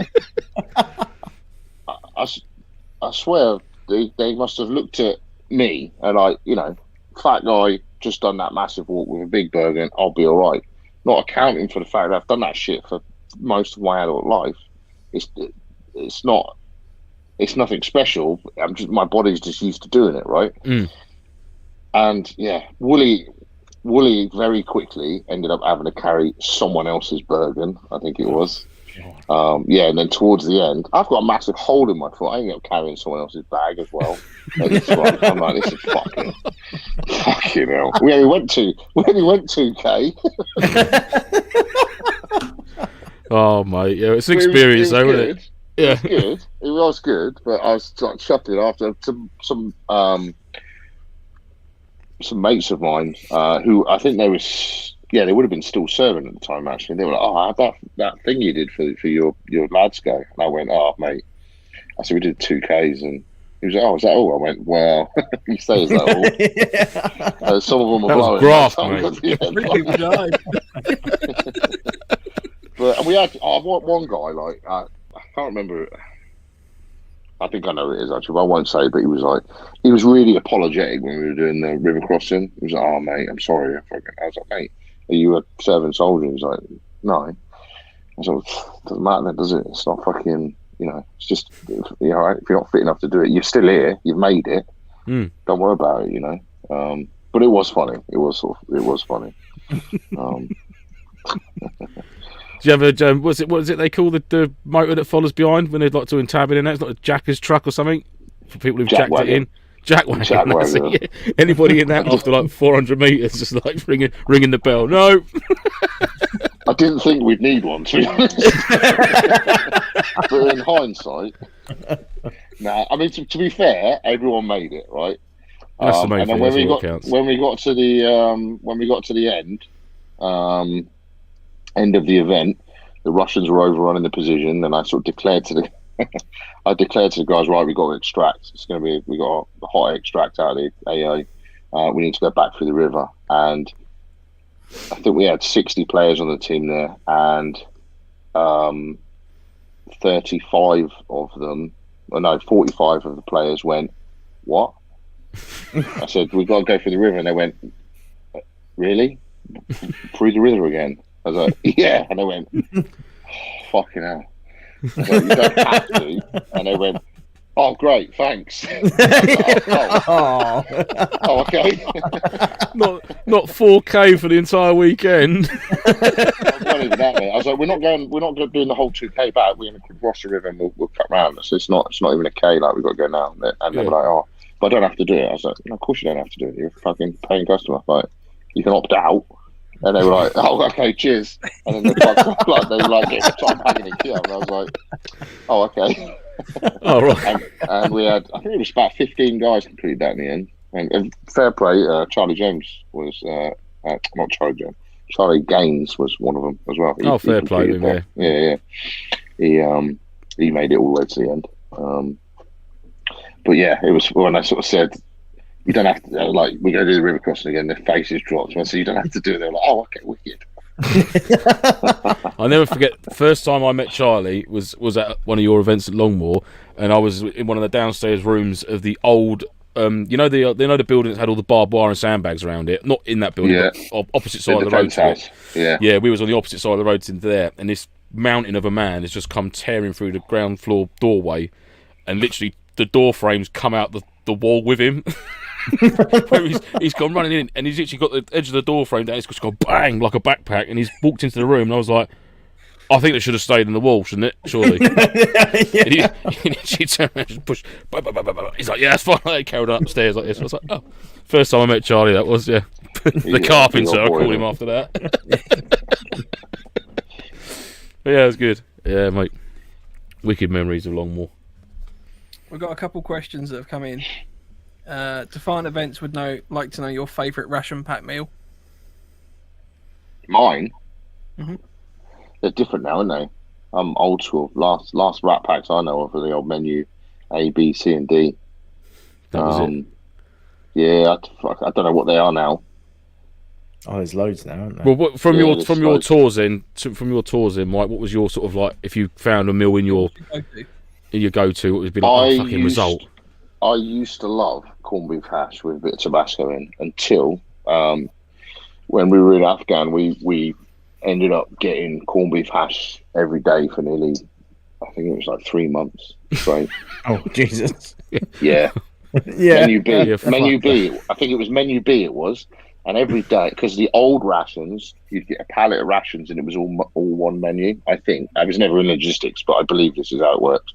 So you got one pallet was all menu A, one pallet was all menu B, one pallet was all menu C.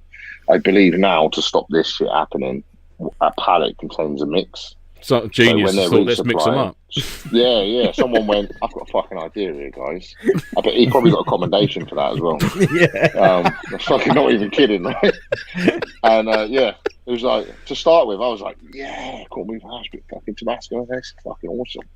And then, because we used to eat the rations cold out there, you just leave them on the bonnet of your vehicle from about midday, and they were fucking red hot by the time it was nice. And then, after a week, it was like... I bet the second time round you went, oh god, that's a spot of luck, isn't it? Corned beef hash again. Yeah. And then meal 20, it's like someone's taking the piss out of me now. 3 days running, this is fucking awesome. I'm playing the lottery, lads.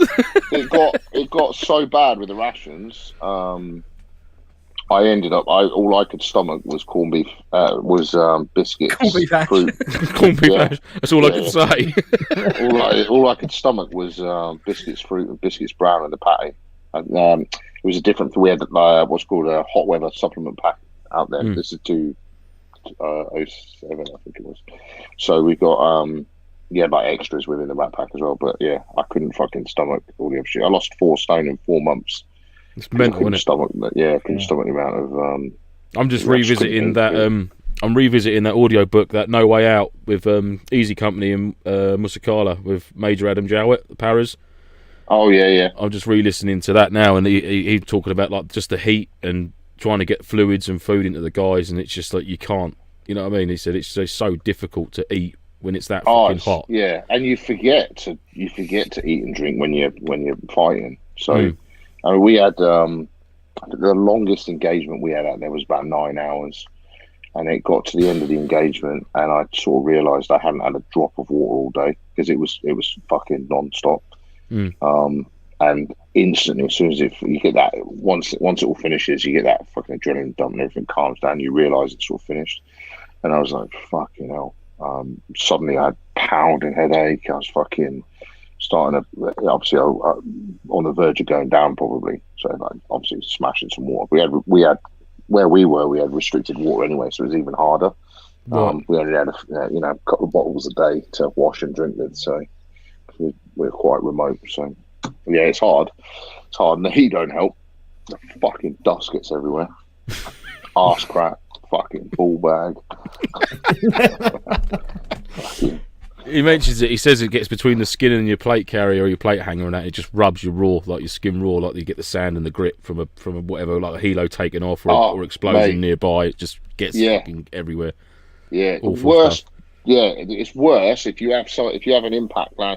So I was a mortarman, and so we'd engage the Taliban. The Taliban would counter battery, and you'd have mortars and shit landing near you, and it'd kick dirt up in the air. So then you get dirt and sand raining down on you, which just makes it even worse because then it gets in even more places. You're like, fucking big lumps of dirt down the back of your plate carrier. Like, just take me home. It's fucking shit.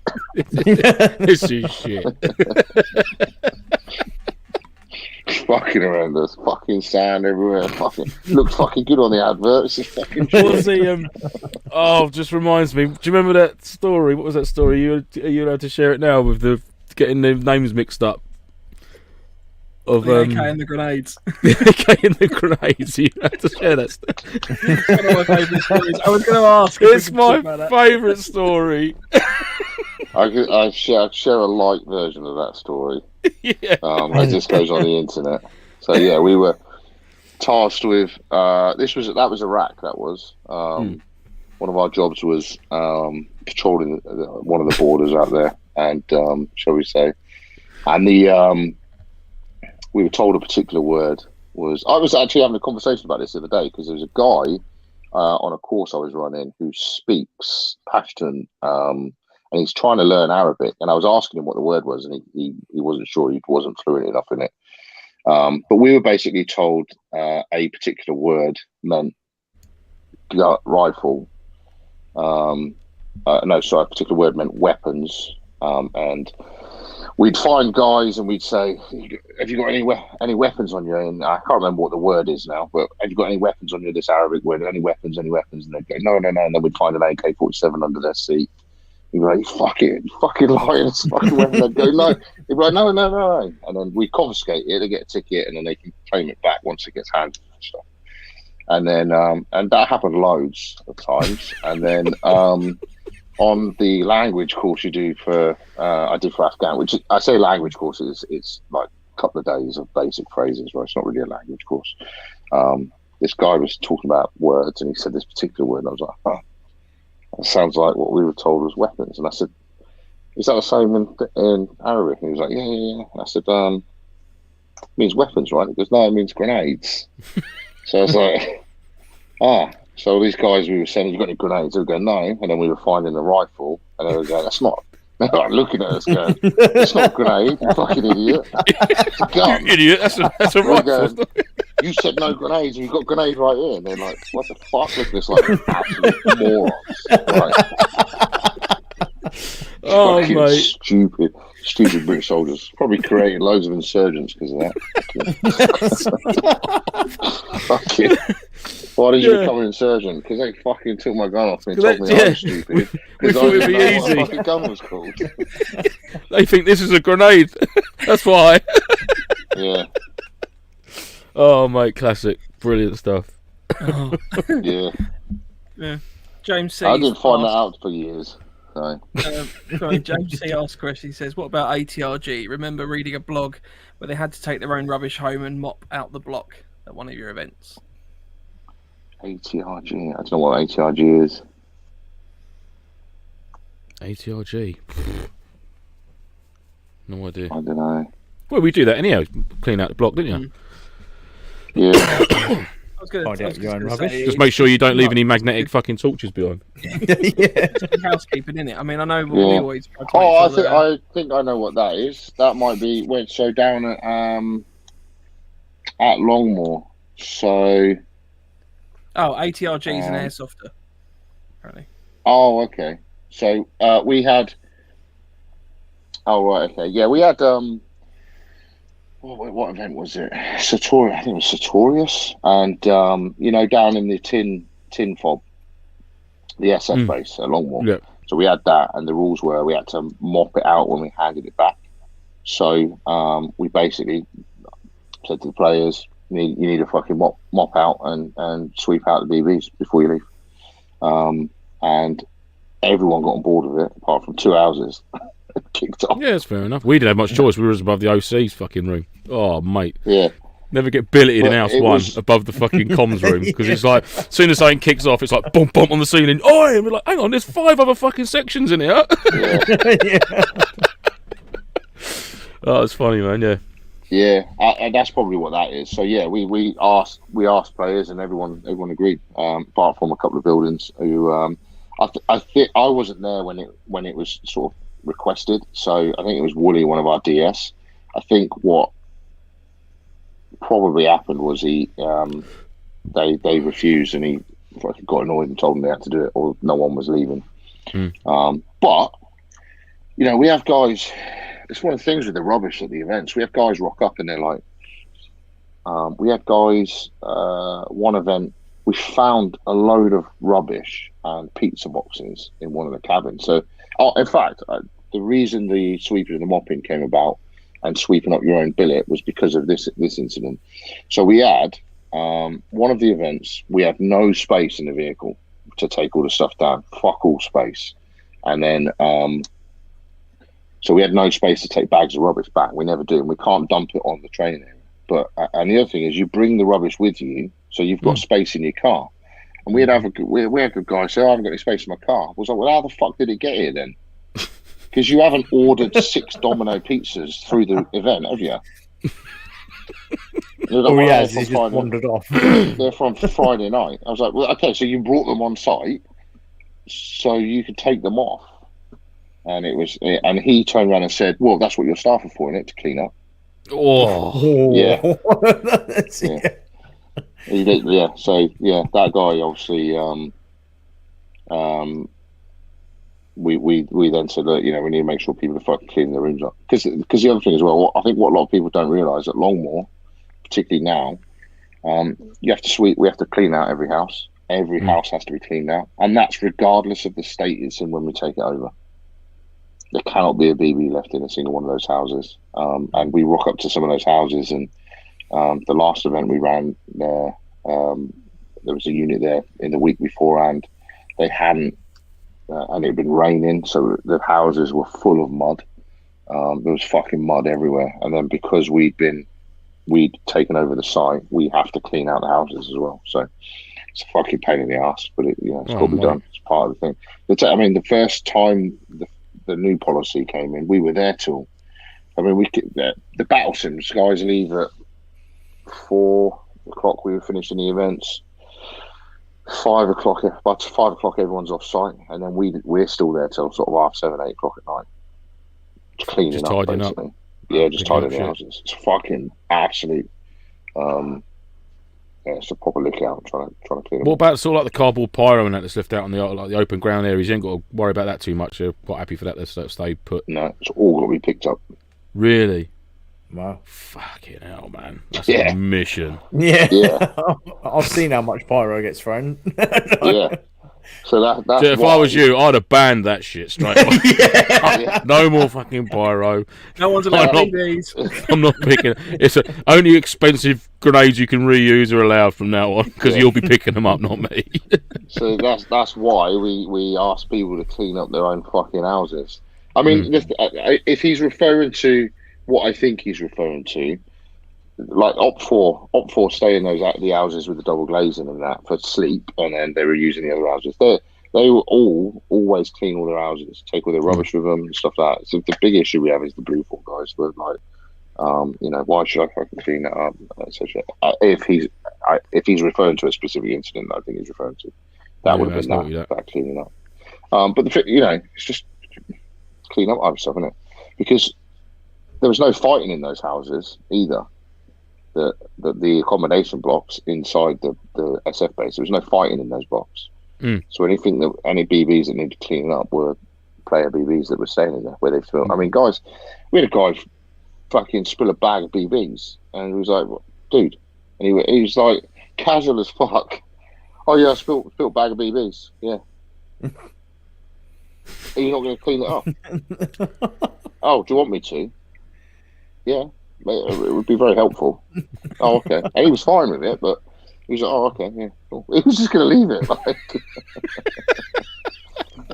And it's quite good in our little billet house. that if it's out in the grounds, right? If you're out in the ground, we wouldn't expect you to pick up. If you spill a bag of BBs, wouldn't expect you to pick them up, right? But if it's in a fucking house that we've got to hand over clean, you know, it's yeah. It was a nightmare. Longmore's a nightmare for running events out now because of the cleaning you got to do. It fucking takes hours. I can imagine, mate, because the size of it is the amount of buildings there is. Yeah. And you have to. It gets inspected at the end of the event as well. They'll walk around you with a torch, checking every building. So Wow. fucking nightmare. When we done the event at Ripe, we also had to hire a road sweeper for that event to clean all the roads as well. Really?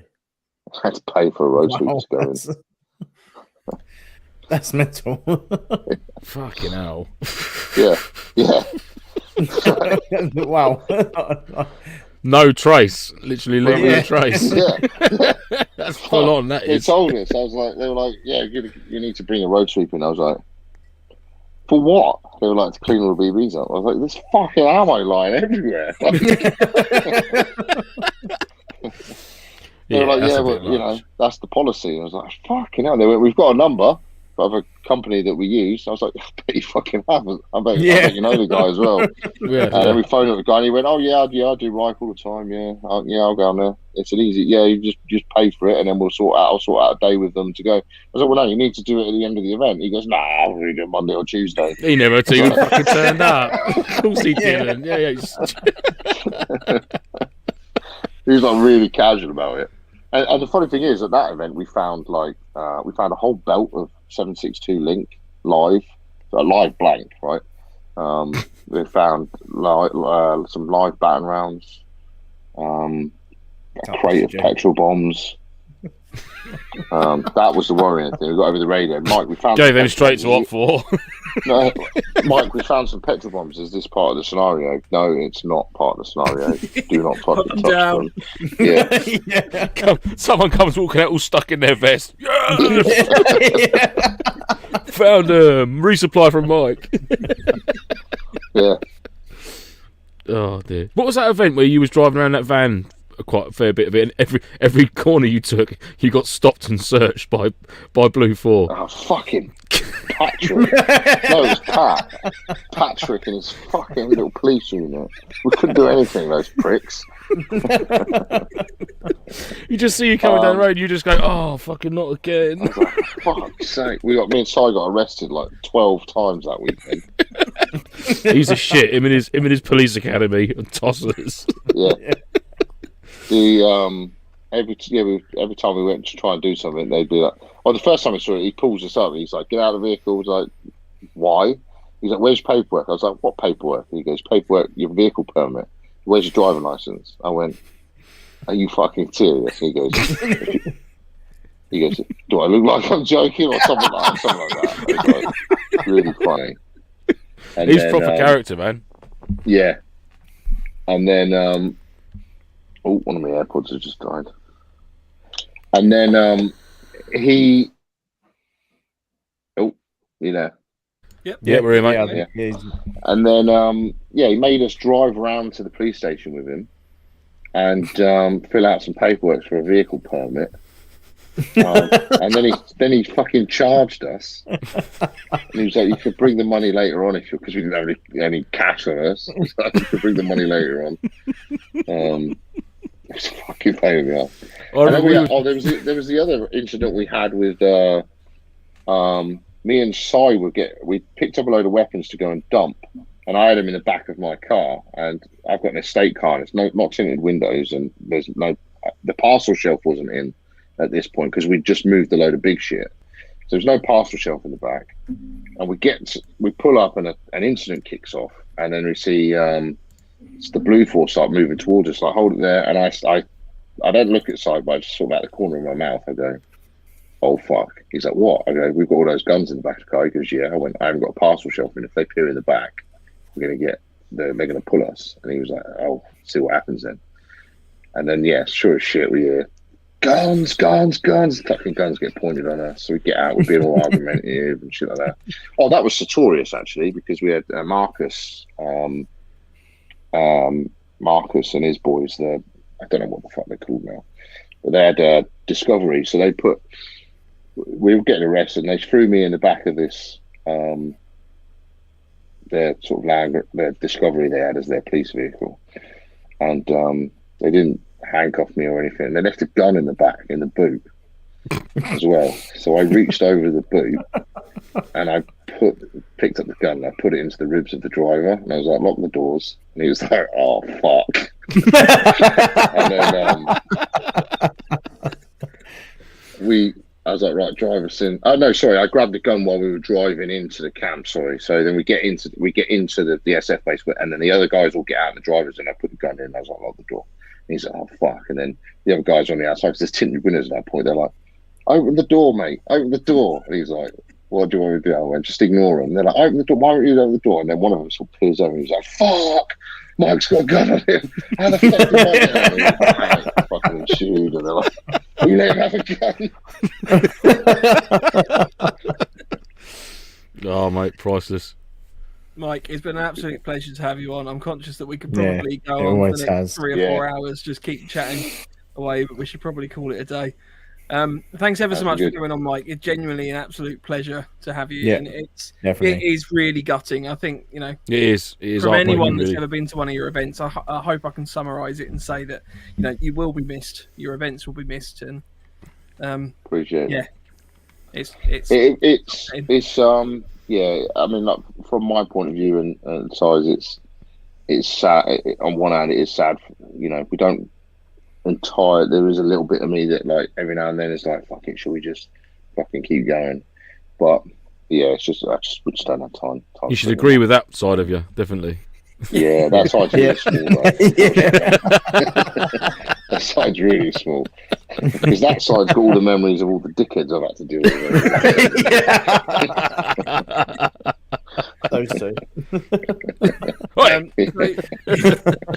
James from Defiant Events has said, big love from the homeless druggie, and all the best to Mike and the team. He's an absolute gent who goes above and beyond. I had some great times at Legion Events, and they'll be missed. Yep. Nick Rogers says, great times will definitely be missed. Thanks again. Rage says, couldn't agree more, James. Some great times at Legion Events. Mm-hmm. Nick says, it's the death of fun. Oh, I love Nick. Nick, you can start using swords again now. That's it. We'll go old school, Nick. We had a rule with Nick. He was never allowed to bring a sword or mention one at our events. He can start using his swords again. Fair play. No, it'll be. I might see. Yeah, you might see me floating around. To be honest, I'm going to end up so busy. I don't know if I'll ever get time. But never say never. I would like to run a final sort of mil sim, so maybe that's something that might happen in a year or two. Don't tease us like that, mate. That's not fair. Unlikely, but honestly, the desire is there to entertain the idea if I've got time. So it's that sounds good. Never mate. say never. Yeah. Never say never.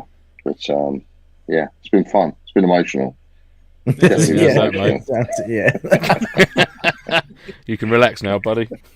Yeah. We'll stop waking up to 2 a.m. emails from angry airsofters. or WhatsApps from me at 3 a.m. Quick question on kit, Mike. Yeah. Yeah.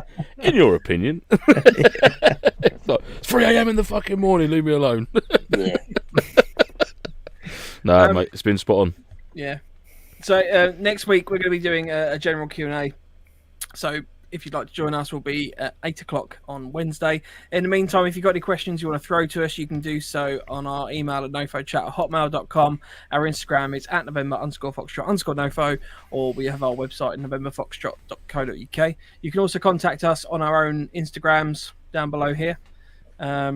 Mike, do you want people to get in touch with you going forward? No. About stuff, about anything. Those who,